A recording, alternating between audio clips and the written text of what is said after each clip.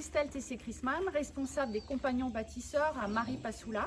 Nous sommes une antenne qui est dédiée à la réhabilitation des logements anciens sur Maripasoula, notamment la préservation des constructions en bois traditionnelles.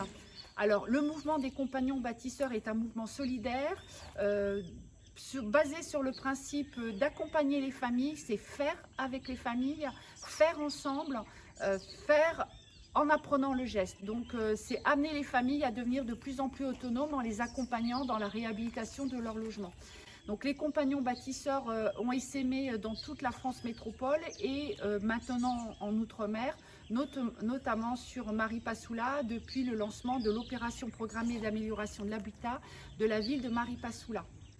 À ce titre, nous avons mené différents chantiers d'accompagnement de familles, notamment les familles sans titre, qui sont la particularité locale, c'est-à-dire d'installation de personnes qui viennent aussi bien du Suriname, mais aussi de Guyane, hein, des terres intérieures, et qui construisent une maison en bois et en tôle, sans disposer d'un titre de propriété, ce qui est complexe pour les villes pour gérer et faire du développement urbain classique. Les compagnons aident la commune à donner à ces familles un droit de propriété dans le cadre de la régularisation foncière massive des sans-titres, et on accompagne aussi ces familles à les aider à réhabiliter leur logement. Donc on reste bien dans un mouvement solidaire.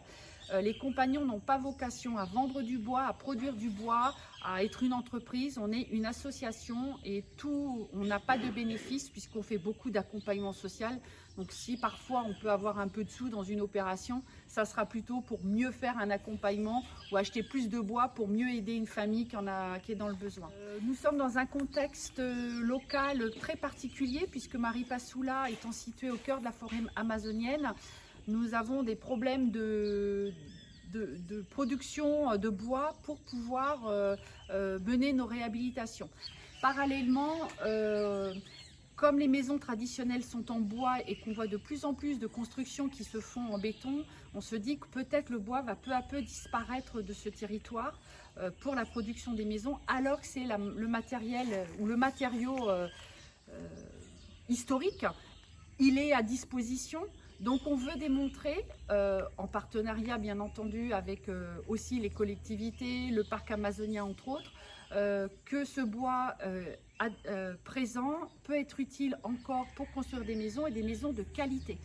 Le choix de faire appel aux fonds européens, c'est pour stabiliser l'association sur Maripasoula et lui donner une ampleur locale et une reconnaissance en disposant de matériel performant permettant de mieux produire du bois de qualité avec le combiné bois, entre autres, rabotage, tonnage, etc. du bois, notamment le bois destiné à la charpente.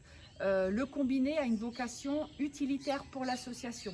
Pareil, on n'est pas là pour aller chercher du bois et produire du bois fini et le vendre. On est là pour nos chantiers solidaires dans le cadre d'un accompagnement social.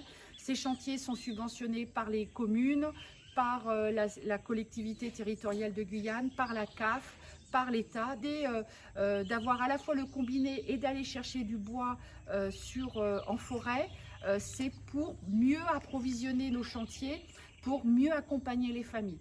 Toujours dans le même esprit, solidarité, accompagnement, autoproduction pour l'association, dans des vertus pédagogiques et des vertus, je dirais, solidaires. Parce que c'est vrai que sur nos chantiers, on n'y va pas tout seul, il faut que les familles soient présentes, il faut que d'autres jeunes viennent nous accompagner. D'ailleurs, on a des services civiques que l'on forme et qui vont ensuite nous accompagner sur les chantiers. Donc c'est vraiment un processus global, et le combiné et le quad vont, comme vous le voyez derrière moi, la bricotette qui a été construite par les compagnons, va permettre d'asseoir l'association au niveau local et mieux répondre aux demandes des habitants dans le cadre de projets subventionnés par les collectivités et l'État. Sur la région lyonnaise, qui a développé